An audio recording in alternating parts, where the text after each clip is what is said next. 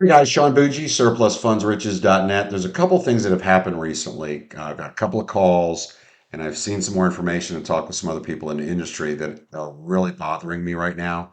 And I need to put this out there. This is about scammers in the industry. I'm going to make 3 points. The first one was I got a phone call from a guy in California. He said, I want to work California. I don't want to have to work, call the people. I'm just figuring out how I could set up trust accounts and cash checks for people without actually contacting them. And I said, well, you're going to have a conversation of some sort to where you're agreeing to a cut or something like that. No, no, no. I'm just going to claim it, take a percentage that I want, and then send them the check. I said, that's so in order to claim it, you're going to have to falsify documents. You're going to have to commit fraud. And I have no interest in talking to you any further. And I hope that you don't buy my program because I don't want to work with you. These people lost their, I didn't say this to them, guys. I was at that point. But these people have lost their home. Now, when I say lost their home, look, let's be honest here. They didn't lose anything. They didn't pay. They either didn't pay their taxes or they didn't pay their mortgage or their condo association fees or whatever the foreclosing entity was. They didn't pay it, so they didn't get to stay. And that's what they agreed to when they got the house. Either, even if they inherited it, they know you've got to, or were told you have to pay taxes on the property to stay here. Okay. I'm not making fun of them. Life comes up, stuff happens. But when people go lost, it's kind of a misnomer. No, they no longer own the home because they weren't paying what they're supposed to pay in order to own it and keep it. Okay. But having said that, they still need help. They need to rebuild when this happens to them. And we can help them do that by getting the surplus funds out. When you run across people that are like, how can I screw these people and take their money? I have no interest in that. I had another one where the gentleman said, I've got an idea for an ebook. It'll teach people how to do just that.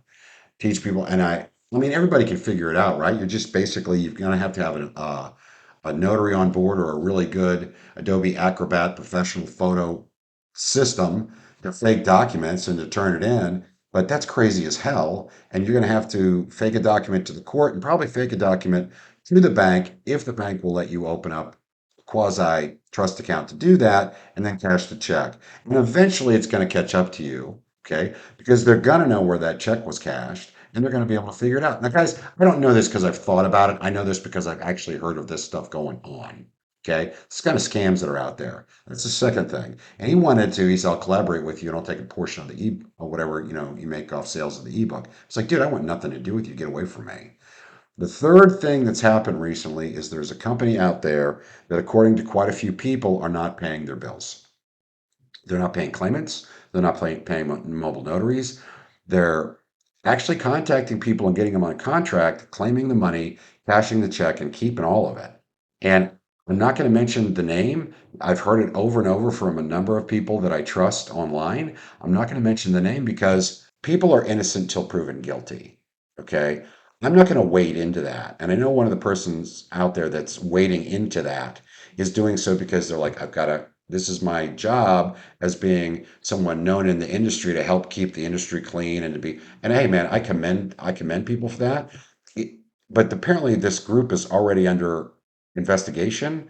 It's not my job to investigate. It's not my job to to stir it up. It's not my job. I'm not a court of law. I don't get to judge guilt.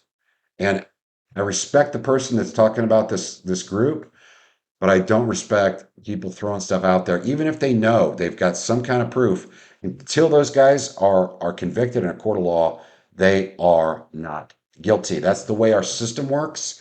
And I'm not saying there aren't bad people in this business. There's a lot of bad people in this business. We've caught them. We've caught attorneys cashing checks for people that never had a conversation with the people. We've caught people doing that. We've caught clerks stealing money. Okay, clerks of the court stealing money out of the court.